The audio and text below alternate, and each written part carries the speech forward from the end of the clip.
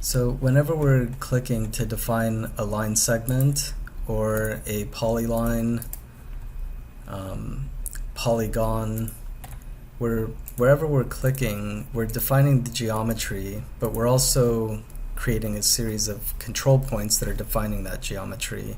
So if I select this polyline that I just created, this polygon shape, you'll notice these little white circles, and these are the control points that are defining this shape.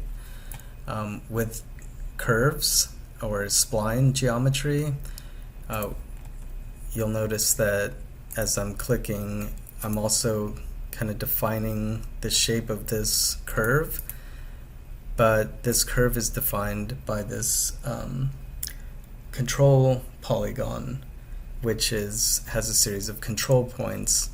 So we can toggle control points on and off by selecting objects, and using this tool here, show object control points, we can toggle the control points on. We can modify this geometry by modifying the control points, and then we can hit escape to turn the control points off.